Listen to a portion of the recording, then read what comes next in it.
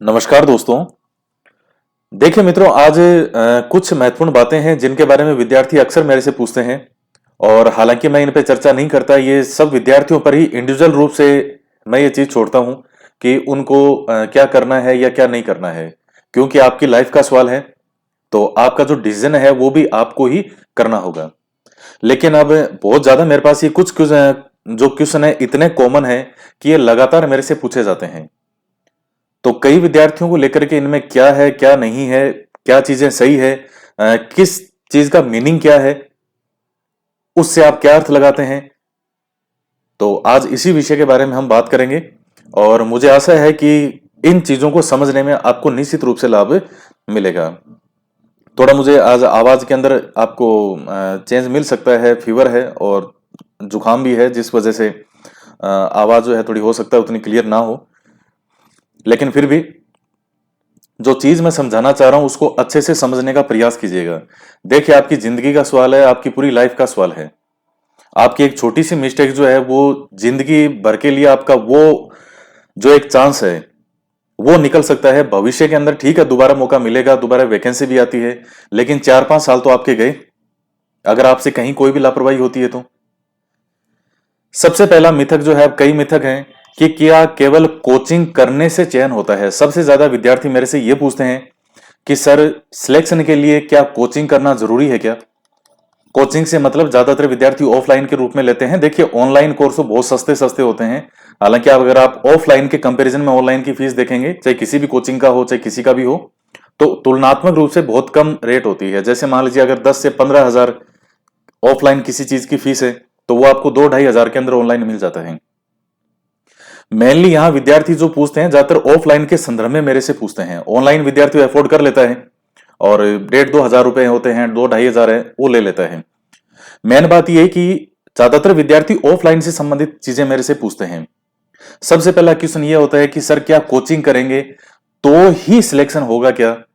तो इसका सही सा पहला जवाब यह है कि कोई जरूरी नहीं है। इस दुनिया में सिलेक्शन के लिए क्या कोचिंग करना जरूरी है क्या। मैं जो पूरी बात बता रहा हूं उसको बहुत अच्छे से सुनिएगा। कोई जरूर नहीं है कि आप कोचिंग करें तो ही सिलेक्शन होगा, ऐसा कोई जरूर नहीं है।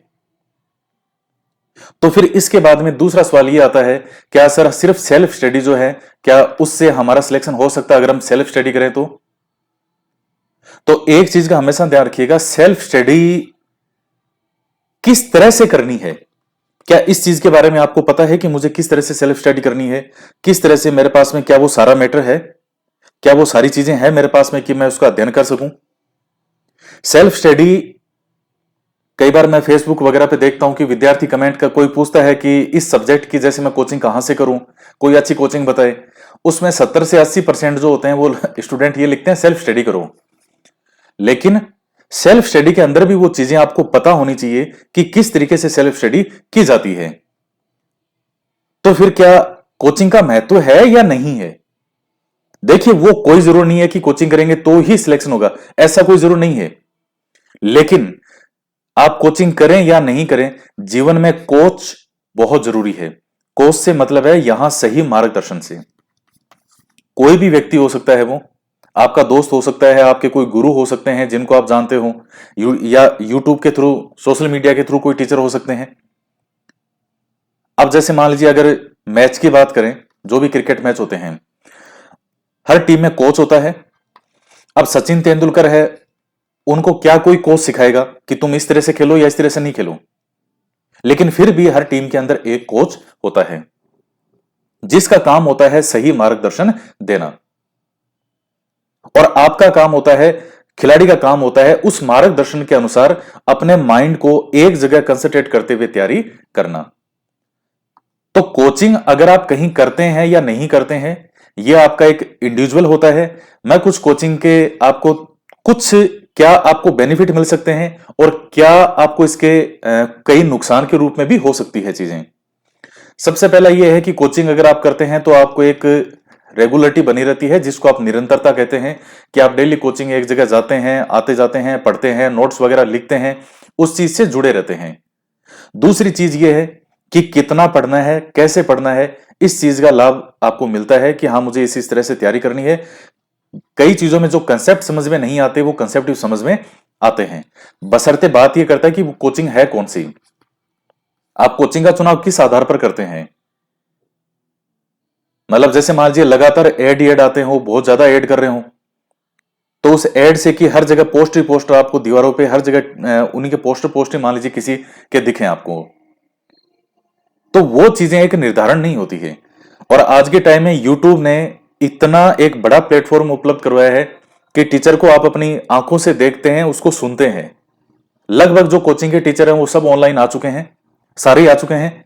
आप उनको देख के निर्धारित कर सकते हैं कि मुझे किन की चीज समझ में आ रही है, कौन सही तरीके से पढ़ा रहा है, और इसमें से परीक्षा में कितना आता है। आपके लिए इन चीजों को समझना बहुत आसान हो गया है, बहुत सरल हो गया है। तो फिर आप कहीं अगर करना चाहें तो आप कोचिंग कर सकते हैं। डिसएडवांटेज क्या क्या है, नुकसान क्या क्या है?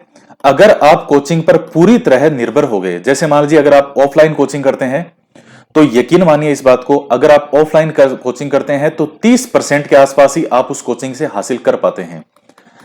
ये रियल फैक्ट है। जैसे मैं आपको एक उदाहरण बता रहा हूं, राजस्थान का इतिहास और कला संस्कृति।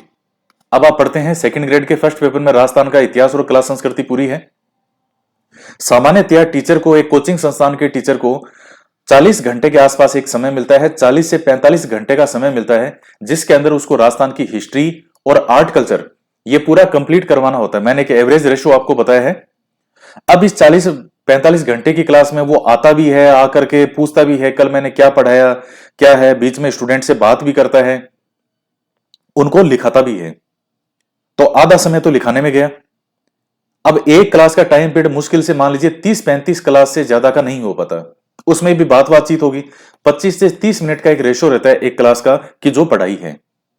अब 30 मिनट की क्लास को आप 40 जो है मान लीजिए 50 घंटे भी मान लीजिए उसको, जैसे मान लीजिए 50 क्लास हुई तो 5×3 = 15। क्या 50 क्लास तो मैक्सिमम से मैक्सिमम खींच के होती है, 1500 मिनट के अंदर आप पूरी राजस्थान की हिस्ट्री और आर्ट कल्चर कंप्लीट हो जाएगी। वहां पे आप वहां से कितनी चीज केस कर सकते हो? एक किसी भी कोचिंग संस्थान से आप लगभग 30% के आसपास कैच कर सकते हो, मैक्सिमम 35, इससे ज्यादा नहीं। तो वो जो चीज आप कैच कर रहे हो, क्या आप पूरी तरह सिर्फ उतना ही पढ़ रहे हो जब आप कोचिंग जा रहे हो तो, या इसके अलावा आप कुछ भी नहीं पढ़ रहे? अगर कुछ भी नहीं पढ़ रहे तो फिर वही बात है, 30-35% आपने कोचिंग संस्थान से हासिल किया, इसके साथ प्लस आपको अपना 30-35% जोड़ना ही पड़ेगा, तब जाकर के चयन होता है। तो कोचिंग में क्या है क्या नहीं है ये चीजें मैंने आपको बता दी, दोनों चीजें। कोचिंग करना या नहीं करना ये एक इंडिविजुअल डिसीजन होता है। कोचिंग करना कोई बुरा नहीं होता है, लेकिन क्या आप सिर्फ कोचिंग पर डिपेंड है तो बहुत गलत है। क्या आप ये समझते हैं कि सिर्फ कोचिंग करने से ही सिलेक्शन होता है, तो ये भी बहुत गलत चीज है। और आज के टाइम में यूट्यूब पर सारे टीचर आ गए, आपका काम इतना आसान हो गया कि ऐसा नहीं होता कि सिर्फ आप नाम सुन के किसी संस्थान में चले गए और वहां जाकर के आपको लगा अरे ये तो मेरे साथ धोखा हो गया। नाम बहुत सुना था यहाँ कोचिंग संस्थान का, इनके बड़े बड़े ऐड भी देखे थे, लेकिन वहां हमको कुछ मिला नहीं। तो वो चीज तो अब है नहीं। यूट्यूब पर लगभग सारे टीचर हैं, आप देखिए कि अच्छा ये टीचर हमें पढ़ा रहे हैं तो आप उनसे आराम से पढ़ें। लेकिन कोचिंग करते हैं या नहीं करते, लेकिन जीवन में एक कोच का होना बहुत जरूरी है। किसी विद्यार्थी ने मान लीजिए कहीं कोचिंग कर ली, उसने खुद भी मेहनत कर रहा है साथ में, सेल्फ स्टडी जो है उसके बिना तो जीवन में संभव कुछ है ही नहीं। मैं जो आपको बता रहा हूं कि कोचिंग से आप 30% हासिल करते हो, तो बाकी जो 30-35-40% आप हासिल कहां से करोगे? उस सेल्फ स्टडी से, कि आपको एक मार्गदर्शन मिल गया कि भाई मुझे इस तरीके से ये चीजें पढ़नी है और इतना इतना मुझे पढ़ना होगा। तो इस चीज को समझने का प्रयास कीजिए कि सही मायने में कोचिंग होता क्या है। अब दूसरी ये चीज है कि क्या केवल नोट्स चयन करवा सकते हैं? मैं जब ये जयपुर में एक जगह है टोंक फाटक, जो विद्यार्थी जयपुर में रहते हैं या कोचिंग करके गए हुए हो जयपुर से, वो जानते हैं कि टोंक फाटक पे बुक्स वगैरह की सारी दुकानें मिलती हैं, काफी शॉप हैं, और हर कोचिंग संस्थान के वहां नोट्स मिलते हैं। तो मैं भी 7-8 दिनों में एक बार टोंक फाटक की तरफ जाता रहता हूं, मार्केट में कौन सी नई किताब आई है क्या नहीं चल रहा है। विद्यार्थियों की इतनी भीड़ रहती है हर नोट्स की शॉप के आगे, इस कोचिंग के भी नोट्स ले लिए, इस कोचिंग के भी नोट्स ले लिए। 250-300 रुपए से लेकर के 500 रुपए 600 रुपए तक आपको हर कोचिंग संस्थान के नोट्स मिल जाते हैं। या जैसे मान लीजिए ऑनलाइन भी बहुत सारे लोग हैं नोट्स वो सेल करते हैं, बेचते हैं नोट्स। यूट्यूब पे सेल करते हैं, व्हाट्सएप पे, फेसबुक पे, सारे दिन एक नोट्स का रहता है, विद्यार्थियों में एक होवा रहता है नोट्स का। और मेरे पास में भी विद्यार्थी बहुत कहते हैं कि सिर्फ आपके नोट्स चाहिए सर। अब अगर मैं उनको सिर्फ नोट्स, अब मैं उनको ये हमेशा बोलता हूं कि नहीं, सिर्फ नोट्स नहीं मिलेंगे। सिर्फ नोट्स से आप करोगे क्या? आपके वो क्या नोट समझ में आ जाएंगे? कि मैंने वीडियो लेक्चर के टाइम जब वीडियो बनाया हुआ समझाया है, तब उन नोट्स को मैंने समझाया है, कितनी चीजें उसमें एक्स्ट्रा मैंने वीडियो में समझाई है। आप सिर्फ उस नोट्स से कैसे समझ पाओगे कि कौन सी चीज कैसे है, कहां से क्या है? 1000-1200 रुपए के अंदर लोग नोट्स बहुत सेल करते हैं यूट्यूब पे कि हम सिर्फ नोट्स नोट्स देंगे, सिर्फ नोट्स नोट्स देंगे। मैं भी नोट्स जो है वो सेल कर सकता हूं, लेकिन नोट्स को सेल करने से वो सिर्फ मेरा निजी लाभ होगा, विद्यार्थियों का लाभ उसमें बिल्कुल भी नहीं है। तो केवल निजी लाभ के लिए विद्यार्थियों को नोट्स का एक होवा दिखाना कि नोट्स नोट्स है और सिर्फ इन नोट्स को पढ़ लो, तो उसका बेनिफिट आपको नहीं मिल सकता। मार्केट के अंदर 500-500 रुपए में आपको सारे कोचिंग में नोट्स मिल जाएंगे। तो वो नोट्स की सिर्फ आप ढेरी लगा सकते हो, और वो नोट्स में कहां क्या मिस्टेक है, क्या नहीं है। इससे अच्छा यह है कि नोट्स की सिर्फ नोट्स पढ़ने के बजाय फिर आप ऑथेंटिक जो पुस्तकें हैं उनको पढ़ें। क्योंकि केवल नोट्स, ये नोट्स का विद्यार्थियों ने एक इतना खतरनाक वो बना रखा है। और नोट्स पढ़ते भी हो तो नोट्स का बेनिफिट तब है कि जिस टीचर से आप, मान लीजिए आपने ऑफलाइन में या ऑनलाइन किसी से पढ़ा, आपने उनके वीडियोस देखे, आप ऑफलाइन में किसी टीचर से पढ़े, उन्होंने क्लास में नोट्स लिखाए, तो वो आपके काम के हैं। लेकिन आपका कोई जानकार व्यक्ति है जिसने कभी वो ऑफलाइन में या कहीं ऑनलाइन पढ़ा नहीं, वो सिर्फ वो नोट्स ले रहा है, उसने एक फोटोकॉपी कराई 50-60 रुपए की, वो नोट्स ले लिया, क्या उससे उसको लाभ होगा क्या? अगर इस तरह से 500-500 रुपए, 1000-1000 रुपए देकर के नोट्स लेने से अगर सिलेक्शन होता, तो कट ऑफ जो है वो हमेशा 99% जाती। तो आज भी जो ऑथेंटिक पुस्तकें हैं उनकी जगह नोट्स नहीं ले सकते, लेकिन नोट्स का लाभ तभी मिलेगा जब आप बहुत अच्छी जगह से आप पढ़ते भी हो, चाहे आप ऑफलाइन किसी टीचर से पढ़ रहे हैं, या जैसे मान लीजिए ऑनलाइन आप पढ़ते हैं, आप वीडियो लेक्चर के साथ में फिर उन नोट्स को पढ़ते हैं, और उसके अलावा एक्स्ट्रा जो भी मान लीजिए गाइड वगैरह या कोई ऑथेंटिक पुस्तक वगैरह आपको बताई जाती है, उनका आप अध्ययन करते हैं, तब उस चीज का लाभ है कि वो नोट्स भी आपके लिए कारगर होते हैं। तो मुझे कई बार विद्यार्थी यहां कहते हैं कि काफी मेरे पास डेली के 5-10 मैसेज ऐसे आते हैं, डेली के 5-10 क्या 15-20 कम से कम आते हैं कि सर आपके सिर्फ नोट्स चाहिए, सर आप पैसे चाहे कितने ले लो, सिर्फ नोट्स दे दो। तो आप नोट्स से करो, सिर्फ नोट्स से क्या करोगे आप? सिर्फ नोट्स देने का मतलब है सिर्फ एक एक छलावा है, वो आपका आत्मघाती कदम है अगर आप सिर्फ नोट्स जो है वो लेते हैं तो इसीलिए मैं जो नोट्स वगैरह है वो कभी मैंने इस तरह का सेल नहीं किया। और यही कारण है कि नोट्स सेल करना सिर्फ एक निजी लाभ हो सकता है कि मेरा खुद का लाभ हो गया कि मैं नोट्स बेच दिए, नोट्स बेच दिए, लेकिन वही बात है कि सिर्फ आपका नुकसान है। और आप 4 साल आपके हाथ से वो नौकरी निकल जाए और सिर्फ आप किसी नोट्स पे डिपेंड रह जाओ, चाहे कोई सा भी नोट्स हो, चाहे आप मार्केट से लेकर के आओ, चाहे कहीं से भी आप किसी के भी नोट्स अगर लेते हैं तो, और अगर फिर भी मान लीजिए आपको कि नोट्स का है, तो नोट्स होता है कि आप खुद अच्छी पुस्तकों से है, जो अच्छी पुस्तकों से, ऑथेंटिक पुस्तकों से पढ़ के और आप उनसे अच्छे अच्छे नोट्स तैयार करें। तो फिर आप, क्योंकि आपने वो सारी किताबें पढ़ी है, उन किताबों को पढ़ करके आपने नोट्स बनाए हैं, तब वो आपके लिए कारगर हो सकते हैं। या फिर जैसे मान लीजिए जो टीचर अगर पढ़ा भी रहा है और उसी टीचर के ही नोट्स हैं, तो वो उस स्टूडेंट के लिए कारगर होंगे जो उस टीचर से पढ़ रहा है। तो ये थोड़ा एक रियलिटी है, इसको समझने का प्रयास कीजिए। आप खुद अपना एक आत्मघाती कदम है, आप नोट्स से, किसी के भी आपको नोट्स दिखते हैं, आप उसकी फोटोकॉपी करा लेते हो। आपको लगता है कि नोट्स ले, बस नोट्स मैंने ले लिए, इसका मतलब मैंने सब कुछ ले लिया। तो एक बहुत बड़ा नुकसान है वो। क्या परीक्षा पास करने के लिए वर्षों तक जो है वो तैयारी करनी पड़ती है? तो ये भी एक मिथक है। कई बार जैसे आता है कि नहीं, वर्षों तक पढ़ना पड़ता है, या ऐसा नहीं है। अब जैसे मान लीजिए एक वैकेंसी में सिलेक्शन नहीं हुआ, तो वो बात अलग है कि नेक्स्ट वैकेंसी में 4 साल का डिफरेंस आ गया, तो फिर आपको बीच में जो है वो लगातार जो है वो कंटिन्यू तैयारी को रखना पड़ेगा। लेकिन एक अच्छे एग्जाम की, जैसे मान लीजिए मैं फर्स्ट ग्रेड या सेकंड ग्रेड की बात करूं, तो उस एग्जाम की तैयारी के लिए लगभग 6 से 8 महीने का जो समय होता है वो सफिशिएंट समय होता है। डेली के जब आप 10 से 12 घंटे अध्ययन करते हो तो वो सबसे बेस्ट समय होता है आपकी तैयारी को कंप्लीट करने के लिए। उसके बाद जो है फिर आपको रिवीजन की आवश्यकता पड़ती है कि आप जो लगातार उसका रिवीजन करते रहें। अगर आप सिर्फ जैसे मान लीजिए डेली के 2-4 घंटे पढ़ रहे हैं तो फिर चाहिए हर बार आप कितनी तैयारी करते रहें।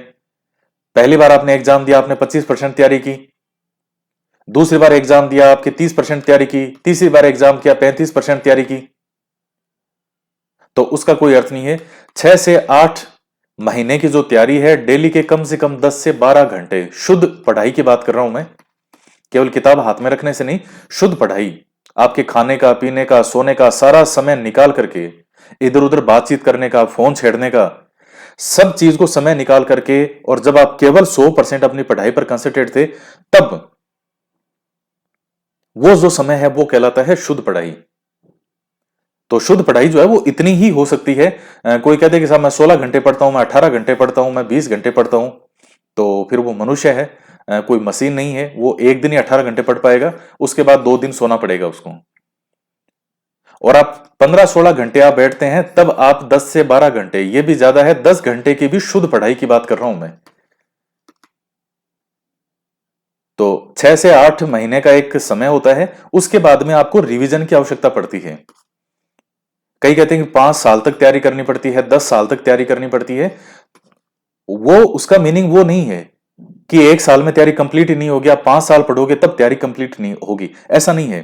तैयारी के लिए 8 महीने तक का, फर्स्ट ग्रेड सेकंड ग्रेड की अगर हम बात करूं, रात दिन आप अच्छे से मेहनत करो तो 6 से 8 महीने, 8 महीने मान लीजिए, 8 महीने मैक्सिमम तक है, आप अपनी बहुत अच्छी तैयारी कर सकते हैं।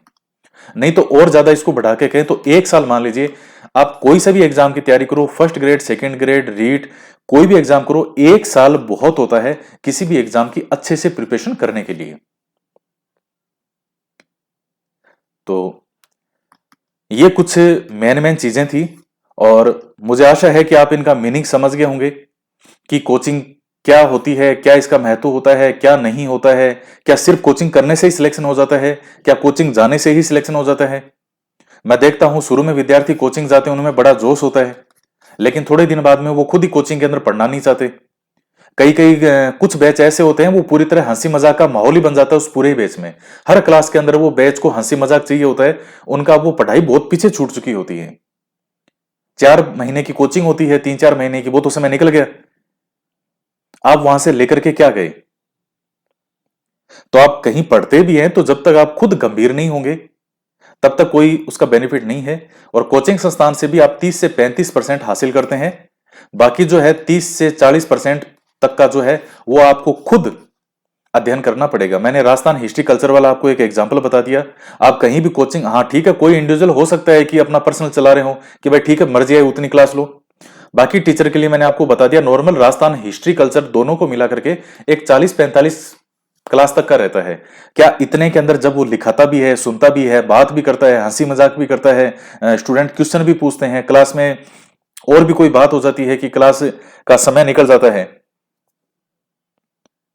तो एक क्लास आप लगभग 30 मिनट की मानो, उस 30 मिनट की क्लास से आप 45 बार, 30 मल्टीप्लाई 45, इतने मिनट के अंदर क्या आप राजस्थान हिस्ट्री कल्चर पूरा कर लोगे आप?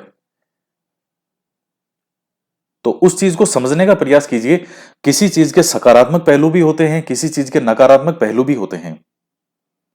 कोचिंग करते हैं, अगर कोचिंग पर निर्भर हो गए पूरी तरह, तो वही है कि 30 से 35% ही ले पाएंगे। इसलिए यहां जो ये महत्व आता है कि बिना स्व अध्याय के आपको मार्गदर्शन मिल गया कोचिंग में, कि कोचिंग में किस तरह से क्या पढ़ना है, कैसे पढ़ना है, क्या छोड़ना है। और आजकल तो यूट्यूब पे इतनी भरमार है, इतने अच्छे अच्छे टीचर हैं जो आपको सही मार्गदर्शन बताते हैं, जो अपने जीवन का अनुभव आपको बताते हैं। तो हर चीज के एस्पेक्ट को अच्छे से समझने का प्रयास कीजिए कि किसी चीज का कौन सा पहलू क्या है, आपको उसकी आवश्यकता है या नहीं है। मैं फिर से कह रहा हूं, कोचिंग करनी है नहीं, आपको उसकी आवश्यकता है या नहीं है। केवल कोचिंग में जाकर के एडमिशन लेने से कभी सिलेक्शन नहीं होता, इस बात को हमेशा ध्यान रखना।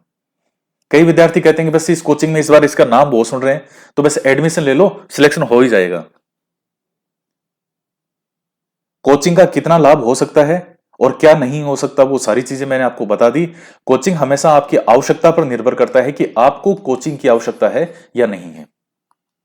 और एक कोच की आवश्यकता तो जीवन में हमेशा पड़ती है। आपके गुरु हो सकते हैं, दोस्त हो सकता है, भाई हो सकता है, कोई भी इंसान हो सकता है। तो एक मार्गदर्शन की आवश्यकता पड़ती है कि हाँ, आप किसी के मार्गदर्शन में रह करके तैयारी कर सको। तो मुझे आशा है कि जो चीजें मैं आपको समझाने का प्रयास कर रहा हूं कि किसी चीज के बारे में क्या मिथक होते हैं, क्या धारणाएं होती है, और किस तरह से आपको सिलेक्शन करवाना होता है, क्योंकि आपके जीवन का एक एक हर वर्ष महत्वपूर्ण है, एक एक मिनट कीमती है। और अगर आप कोई वैकेंसी, कोई भर्ती अगर कुछ लापरवाही से निकल जाए तो फिर केवल पछताने के अलावा कुछ नहीं है। फिर 4 साल का इंतजार करो नेक्स्ट भर्ती के लिए। तो मुझे आशा है कि आप इन चीजों को समझे होंगे। तो अब ये चीजें मेरे से मत पूछिएगा कि सर हम कोचिंग करें या नहीं करें, या सर नोट्स जो हैं किसी के नोट्स ले लें, या फिर आपके नोट्स दे दो, या उसके नोट्स ले लें।